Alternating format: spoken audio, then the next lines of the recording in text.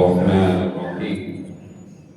الحمد لله رب العالمين، والصلاة والسلام على سيدنا محمد خاتم النبيين وحبيب رب العالمين، وعلى آله وصحبه أجمعين، ومن تبعهم بإحسان إلى يوم الدين. قال الله عز وجل في كتابه العزيز: ولقد يسرنا القرآن للذكر فهل من مدكر. وعن سيدنا عثمان رضي الله تعالى عنه قال النبي صلى الله عليه وسلم: خيركم من تعلم القرآن وعلمه. صدق الله العظيم وصدق رسوله النبي الكريم. حضرات علماء کرام، بزرگان ملت، دانشوران قوم اور ملت اسلامیہ کے روشن مستقبل کی علامت، عزیزان گرامی طلبہ، نوجوان ساتھیوں، آج کا یہ عظیم الشان اجلاس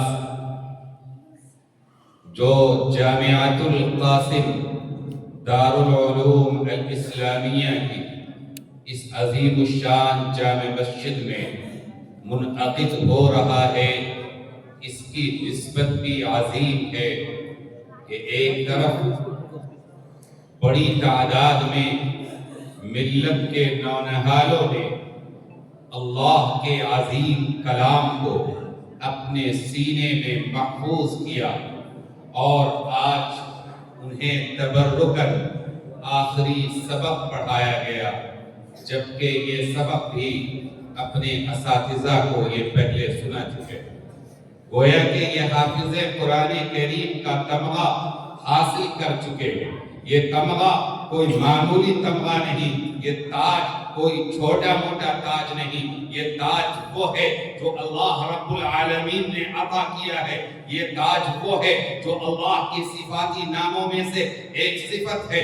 اللہ تبارک و تعالی نے قرآن کریم میں ارشاد فرمایا: اِنَّا نَحْنُ نَزَّلْنَا الذِّكْرَ وَإِنَّا لَهُ لَحَافِظُونَ، کہ ہم نے اس ذکر، اس قرآن ہدایت کو نازل کیا ہے اور ہم ہی اس کے حافظ ہیں.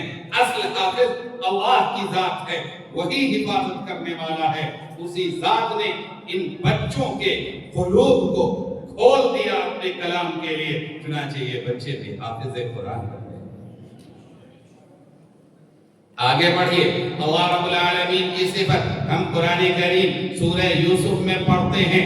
اللہ رب العالمین کے بارے میں حضرت یوسف نے کہا، نبیوں کی زبانی یہ بات کہی گئی: واللہ خیر حافظا وهو ارحم الراحمین. اللہ تعالیٰ بہترین حافظ ہے اور وہ بڑا مہربان ہے. وہ سارے رحم کرنے والوں میں بڑا رحم کرنے والا. عزیزو، اس میں آپ کا کوئی کمال نہیں، آپ کے اساتذہ کا بھی کوئی کمال نہیں. یہ در حقیقت معجزہ ہے قرآن عظیم الشان.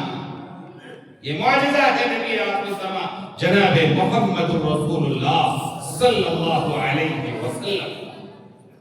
دیگر نبیوں کو معجزے دیے جاتے تھے، کوئی روح اللہ ہے، کوئی کلیم اللہ ہے، انہی کو عصا کا معجزہ دیا گیا، کسی کو قم بإذن اللہ کا معجزہ دیا گیا، کسی کے لیے ناقہ پہاڑ سے پھٹ کے نکلتی ہے اور قوم کے سامنے اللہ کی دلیل اور برہان کے طور پہ پیش ہوتی ہے. لیکن قربان جائیے مدنی آقا جناب محمد رسول اللہ صلی اللہ علیہ وسلم پہ کہ اللہ نے آپ کو وہ عظیم معجزہ عطا کیا جو حجت بھی ہے، برہان بھی ہے، فرقان بھی ہے اور حق و باطل کے درمیان فرق کرنے والی کتاب.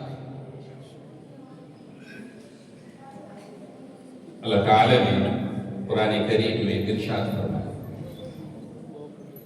شہر رمضان الذی انزل فیہ القرآن، رمضان کا مہینہ وہ مقدس مہینہ ہے جس میں قرآن کریم نازل کیا گیا، ہدی للناس وبینات من الہدی والفرقان، یہ پوری انسانیت کے لیے ہدایت ہے اور ہدایت کی واضح دلیلیں اور حق اور باطل کے درمیان فرق کرنے والی کتاب ہے۔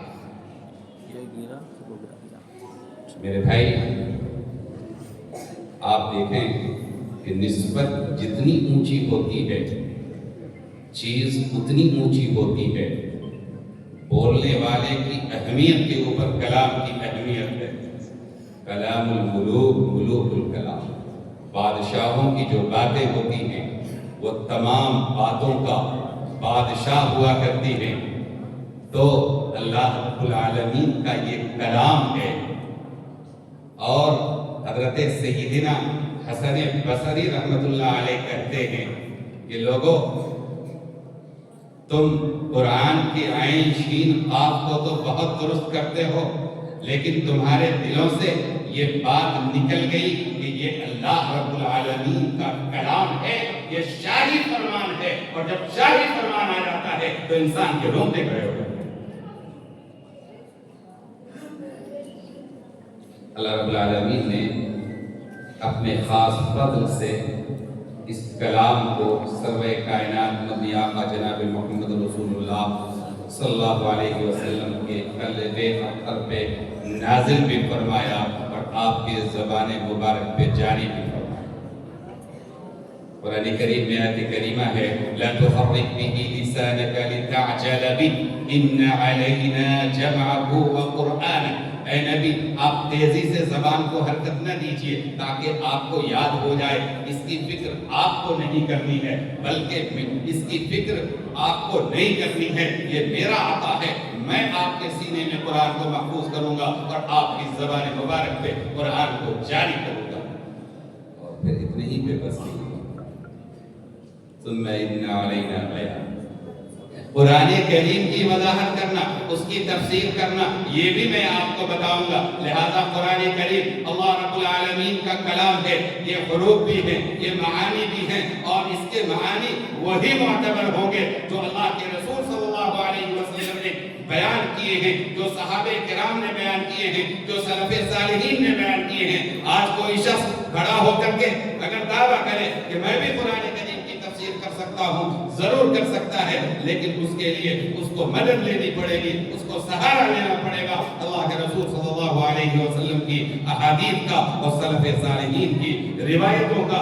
اپنے من سے کوئی تفسیر معتبر نہیں ہوتی ہے، اس لیے کہ سیدنا حضرت عبداللہ ابن عباس کی روایت ہے من قال فی القرآن بغیر علم فاصاب فقط اخطا، کہ اگر کسی شخص نے قرآن کریم کے سلسلے میں کوئی ایسی بات کہی جس کی کوئی مضبوط بنیاد نہیں ہے، اگرچہ وہ بات صحیح ہو پھر بھی اس نے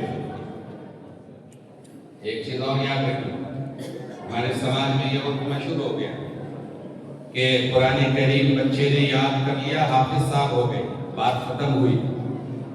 میں کہتا ہوں کہ یہ مکمل حافظ صاحب نہیں ہوئے۔ علامہ نجم الدین نصفی جو مفتی الثقلین کے نام سے مشہور ہے، جن کی ہم لوگ شرح العقائد النصفیہ پڑھتے ہیں اور المنار انہی کی ہے، نور الانوار اسی کی شرح، انہوں نے لکھا القرآن هو اسم للنظم والمعنى جميعا، قرآن نام ہے حروف اور معانی کے مجموعے، جب دونوں چیزیں یاد ہوں گی تب اصل حافظ ہوں گے۔ ابھی تو عرفی حافظ آپ بنے ہیں، حقیقی حافظ اس وقت بنیں گے جب انشاءاللہ آپ قرآن کریم کے معانی کو، اس کے مفاہیم کو یاد کیجئے۔ آپ کہیں گے کہ قرآن کریم کے مفاہیم کو، اس کے لیے تو عربی کا جاننا ضروری ہے، اور یہ ہے اور وہ ہے اور وہ ہے، اس کے لیے 22 علوم کا جاننا ضروری ہے۔ میرے بھائی 22 علوم کا جاننا بھی ضروری ہے، لیکن اس کے لیے جو قرآن کریم میں اجتہاد کرتا ہے، اس سے مسائل کا استخراج کرتا ہے، لیکن تذکیر کے لیے، نصیحت حاصل کرنے کے لیے، قرآن کریم کے پیغام کو پہنچانے کے لیے اللہ نے اس کلام کے بارے میں فرمایا سورہ قمر میں وَلَقَدْ يَسَّرْنَا الْقُرْآنَ لِلذِّكْرِ فَهَلْ مِن مُدَّكِرٍ، کہ کہ ہم نے قرآن کریم کو ذکر کے لیے آسان کر دیا ہے، تو کوئی ہے نصیحت قبول کرنے والا؟ قرآن کریم کو اللہ نے ذکر کے لیے آسان کر دیا۔ اب ہمیں یہ جاننا ہے کہ ذکر ہے کیا۔ ہمارے سجوں کے تاج سب خیر علماء شیخ الحضرت مولانا محمود حسن دیوبندی رحمۃ اللہ علیہ نے اس ذکر کا ترجمہ کیا ہے سمجھنے کے لیے۔ آپ کے ترجمے میں ہے کہ ہم نے قرآن کریم کو سمجھنے کے لیے آسان کر دیا۔ حضرت شیخ الحدیث مولانا زکریا صاحب رحمۃ اللہ علیہ نے فضائل قرآن میں ایک روایت نقل کی کہ ذکر کا معنی ہے حفظ کرنا، گویا کہ مطلب یہ ہوا کہ ہم نے قرآن کریم حفظ کے لیے آسان کر دیا۔ حضرت مولانا اشرف علی تھانوی رحمۃ اللہ علیہ نے ذکر کا مطلب نصیحت قبول کرنا، مطلب یہ ہے کہ قرآن کریم کو ہم نے نصیحت قبول کرنے کے لیے آسان کر دیا۔ سچی بات یہ ہے کہ سمجھنے کے لیے بھی آسان ہے، یاد کرنے کے لیے بھی آسان ہے، اور تذکیر اور نصیحت قبول کرنے کے لیے بھی اللہ رب العالمین نے اس کلام کو آسان کر دیا۔ اسی لیے اگلا جملہ ہے فَهَلْ مِن مُدَّكِرٍ۔ علامہ جلال الدین سیوطی رحمۃ اللہ علیہ نے اور علامہ جلال الدین محلی رحمۃ اللہ علیہ نے، جلالین دونوں نے مل کے لکھی ہے، لیکن اخیر کا حصہ علامہ جلال الدین محلی کا ہے۔ انہوں نے لکھا کہ الاستفہام ہا ہنا للامر، کہ یہاں پہ جو استفہام ہے وہ حکم دینے کے لیے ہے۔ فَهَلْ مِن مُدَّكِرٍ کا مطلب ہے کہ تم میں سے ہر شخص کے اوپر لازم ہے کہ قرآن کریم میں غور کرو، اس سے نصیحت قبول کرو، اس سے عبرت حاصل کرو، اس سے سبق لو۔ قرآن کریم پوری انسانیت کے لیے قائم ہے۔ آج بھی علامہ اقبال کا وہ شعر مجھے یاد آ رہا ہے، وہ معزز تھے زمانے میں مسلمان ہو کر، تم خار ہوئے تاریخ قرآن ہو کر۔ حضرت شیخ الہند رحمۃ اللہ علیہ جب مالدہ سے تشریف لائے، آپ کے تلامذہ جمع ہیں دیوبند کی جامع مسجد میں، آپ کا خطاب ہو رہا ہے، تمام شاگرد کان کھول کے سن رہے ہیں۔ آپ فرماتے ہیں میں نے مالدہ کی قید تنہائی میں تقریباً 4 سالوں تک جو میں نے غور کیا تو 2 ہی اسباب سمجھ میں آئے امت کے زوال اور بستی کے۔ لوگ تعجب کر رہے ہیں کہ کیا معاملہ ہے، حضرت کیا فرما رہے ہیں، حضرت کے کیا تجربات ہیں۔ آگے حضرت گویا ہوئے کہ ایک تو ہے قرآن کریم سے امت کی دوری، اور دوسرا سبب ہے آپس کے اختلاف و انتشار۔ میں نے یہ عہد کر لیا ہے کہ جگہ جگہ مجالس قرآنیہ قائم کی جائیں، لفظاً اور معناً قرآن کریم کو عام کیا جائے، درس قرآن کی مجلسیں قائم کی جائیں۔ ہم سب شیخ الہند کے روحانی فرزند ہیں، ہم پہ لازم ہے کہ شیخ الہند کی اس قرآنی تحریک کو پوری دنیا میں عام کرنے کی کوشش کریں۔ انشاءاللہ کریں گے۔ میرے بھائی، ابھی آپ سن رہے تھے کہ اللہ نے جس طریقے سے قرآن کریم کی حفاظت کا وعدہ کیا ہے، اسی طریقے سے جس سینے میں قرآن کریم ہے اس کی حفاظت کا بھی وعدہ کیا ہے۔ یقیناً یہ وعدہ ہے، لیکن یہ ایک شرط ہے، یہ شرط ہے، ذمہ داری یہ ہے کہ قرآن کریم کو سیکھنا بھی ہے، قرآن کریم کو سکھانا بھی ہے، قرآن کریم پہ ایمان بھی رکھنا ہے۔ قرآن کریم کے گرد و شکوک و شبہات کے بادل منڈلائے جا رہے ہیں، اس میں تشکیک کی بات پیدا کی جا رہی ہے، ایسے لوگوں کا تعاقب بھی کرنا ہے، اس لیے کہ قرآن کریم کی صفت یہ ہے لا ریب فیہ، اس کے اندر کوئی شک نہیں ہے۔ اگر کوئی شک پیدا کرنے کی کوشش کرتا ہے تو ہم اس کا تعاقب کریں گے، اس کا علمی اسلوب سے جواب۔ حضرات، خوشی کی بات ہے کہ حفظ قرآن کریم کی تکمیل کے ساتھ یہاں مشکات المصابیح کا آخری درس بھی ہونا ہے۔ اللہ تعالیٰ اس نسبت کو مبارک فرمائے۔ اللہ تعالیٰ نے نبی آخر الزمان جناب محمد رسول اللہ صلی اللہ علیہ وسلم کے بعثت کے مقاصد میں سے تعلیم قرآن و حکمہ کو بھی بیان، وَيُعَلِّمُهُمُ الْكِتَابَ وَالْحِكْمَةَ۔ علماء نے لکھا کہ حکمت کی یہ احادیث تعلیم کتاب بھی ہے الحمدللہ، اور تعلیم حکمت بھی ہے۔ رسول اللہ صلی اللہ علیہ وسلم کے بارے میں فرمایا لِتُبَيِّنَ لِلنَّاسِ مَا أُنزِلَ إِلَيْهِمْ مِنْ رَبِّهِمْ، اے نبی آپ کو اس لیے بھیجا گیا تاکہ آپ کھول کھول کے واضح طور پہ بیان کر دیجئے اس کتاب کو جو اللہ رب العالمین نے نازل فرمایا ہے. لہٰذا یہ جو احادیث ہیں یہ قرآن کریم کے لیے شرع ہے. قرآن کریم اس وحی کے حقوق کب ادا ہوں گے؟ جب رسول اللہ صلی اللہ علیہ وسلم کی احادیث کا فہم ہم حاصل کریں گے، اسے پڑھیں گے. مشکات المصابیح بہت جامع کتاب ہے، بڑی جامعیت ہے. اللہ جزائے خیر دے خطیب تبریزی رحمۃ اللہ علیہ کو کہ انہوں نے احادیث کی جتنی مروج کتابیں ہیں ان سے انہوں نے منتخب کر کے کریم نکالا ہے. لہذا پہلے یہ ہوتا تھا کہ طالب علم کو مشکات المصابیح پڑھا دی جاتی تھی اور عالمیت کی سند دے دی جاتی تھی، چونکہ اس میں بخاری بھی ہے، مسلم بھی ہے، ترمذی بھی ہے، ابو داؤد بھی ہے، سنن ابن ماجہ بھی ہے، سنن نسائی بھی ہے، سنن دارمی بھی ہے، سنن دارقطنی بھی ہے، بیہقی بھی ہے، مصنف عبد الرزاق بھی ہے، مصنف ابن ابی شیبہ بھی ہے، اور مسند اسحاق ابن راہویہ بھی ہے، اور بہت ساری جو کتابیں ہیں ان سب سے انہوں نے کریم جمع کیا ہے. الحمدللہ کہ آج آپ لوگ اس عظیم کتاب کو کا آخری درس ایک عظیم شخصیت جامعہ علم و روحانیت جامع مظفر پور کے استاد حدیث حضرت مولانا مفتی اقبال صاحب سے پڑھیں گے. اللہ تعالیٰ آپ کے اس پڑھنے کو مبارک فرمائے. جامعہ میں میری یہ حاضری تقریباً 20 سالوں کے بعد ہوئی.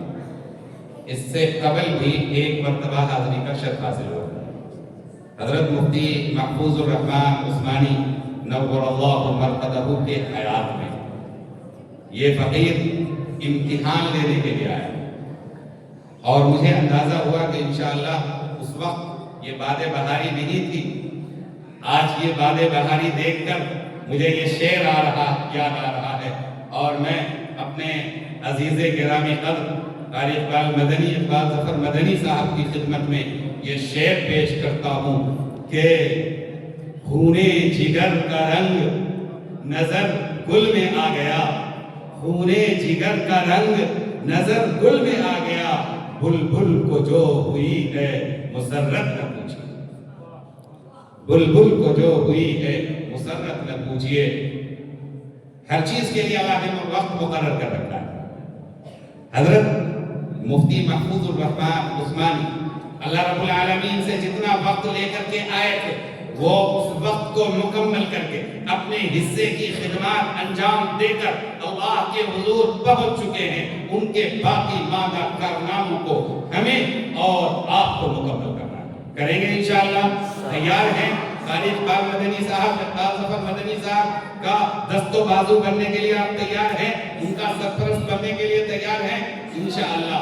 میرے بھائی شخصیات افراد آتے ہیں چلے جاتے ہیں لیکن تحریک کبھی مردہ نہیں ہوتی ہے. حضرت مولانا حجت الاسلام مولانا قاسم نانوتوی کو اللہ تعالیٰ نے کتنی عمر عطا کی تھی، لمبی عمر نہیں پا سکے. حضرت مولانا عبدالحی فرنگی مہدی رحمۃ اللہ علیہ کہتے ہیں کہ صرف 38 سال کی عمر اللہ تعالیٰ نے عطا کی تھی اور پوری دنیا میں ان کے علم و فقاہت کا آج بھی ڈنکا بج رہا ہے. علامہ محسن ابن یحییٰ الہودی جو بیگوسرائے کے رہنے والے تھے اور انہوں نے الیان الجنی فی اسانید الشیخ عبد الغنی نامی شہر آفاق کتاب لکھی. آج بھی عرب ممالک میں وہ کتاب بڑی پسندیدگی کی نظر سے دیکھی جاتی ہے. صرف 28 سال کی عمر میں اللہ کی بارگاہ میں پہنچ گئے. تو بزرگوں یقیناً حضرت چلے گئے لیکن ان کے کارنامے زندہ ہیں. انشاءاللہ دعا ہے کہ یہ چمن شاداب رہے، آباد رہے، تا وسعت امکان پھیلنے کے اللہ تعالیٰ اسباب مہیا فرمائے. دیگر اکابر بھی تشریف رکھتے ہیں. میں لمبی بات نہیں کرنا چاہتا ہوں، بس میں ایک بات کہنا چاہتا ہوں کہ یہ جو توحید کی امانت ہے جس کا محور اللہ کے رسول کی کتاب اور اللہ کے رسول کی سنت ہے اور ائمہ مجتہدین کے اجتہادات ہیں، اس کو مضبوطی سے تھامے رکھنا ہے اور ان مدارس کی حفاظت کرنی ہے. اس لیے کہ آنے والے ماہ و سال بڑے خطرناک ہونے والے ہیں. آپ کے اوپر گنگا جمنی تہذیب کے نام پہ سناتن روایات کو اور مشرکانہ تہذیب و کلچر کو مسلط کرنے کی کوشش کی جائے گی، اس وقت آپ کے ایمان کا امتحان ہوگا کہ ہمارا ایمان بچتا ہے یا نہیں بچتا ہے۔ اللہ کے رسول صلی اللہ علیہ وسلم نے جو ارشاد فرمایا تھا کہ ایک زمانہ آئے گا کہ صبح کے وقت انسان صاحب ایمان ہوگا اور رات ہوتے ہوتے مرتد ہو چکا ہوگا۔ یصبح الرجل مؤمنا ویمسی کافرا، اور آگے یہ بھی فرمایا ویمسی کہ شام کے وقت انسان صاحب ایمان ہوگا، ویصبح کافرا کہ صبح ہوتے ہوتے وہ مرتد ہو چکا ہوگا۔ یہ مرتد کیوں ہوگا؟ اللہ کے رسول صلی اللہ علیہ وسلم نے فرمایا یبیع دینہ بعرض من الدنیا، دنیا کے چند ٹکوں کے عوض دنیا کا ساز و سامان حاصل کرنے کے لیے مادیت پرستی کے چکر میں اپنے دین کو بیچنا۔ آئیے آج عہد کریں کہ انشاءاللہ ہم ایمان کی حفاظت کریں گے، عقائد کی حفاظت کریں گے، اپنی نسل نو کے عقیدے کی حفاظت کریں گے، ان کو دینی علوم سے آراستہ کریں گے، انہیں عقیدے میں ایسا اسٹرانگ کر دیں گے کہ کسی پھروا پھچیا سے ان کو کوئی اثر نہ پڑے۔ جس طریقے سے وہ درخت جس کی جڑیں مضبوط ہوتی ہیں، جس کا ساگ مضبوط ہوتا ہے، آندھی سے وہ درخت نہیں اکھڑتا ہے، آندھی میں وہ درخت اکھڑتا ہے جس کی جڑیں مضبوط نہیں ہوتی ہیں۔ جب ہماری آنے والی نسلوں کے عقائد درست ہوں گے اور ان کا ایمان مضبوط ہوگا تو انشاءاللہ مشکلات میں یہ کندن بن کر کے ابھرے گی۔ یاد رکھیے اللہ کے رسول صلی اللہ علیہ وسلم کا حکم ہے اپنی اولاد کی بہتر تربیت کا۔ اللہ تعالیٰ نے قرآن کریم میں ارشاد فرمایا قُوا أَنفُسَكُمْ وَأَهْلِيكُمْ نَارًا، کہ اپنے کو بھی بچانا ہے، اپنی آنے والی نسلوں کو بھی بچانا ہے۔ انبیاء کو فکر تھی کہ ہماری آنے والی نسلیں دین پر قائم رہیں گے کہ نہیں رہیں گے، ہمیں بھی اس سلسلے میں فکر کرنی ہے۔ اللہ رب العالمین ہمیں توفیق عطا فرمائے کہ ہم صراط مستقیم پہ گامزن رہیں اور ہماری آنے والی نسلیں بھی انشاءاللہ اسی راستے پر برقرار رہیں۔ وآخر دعوانا ان الحمدللہ رب العالمین۔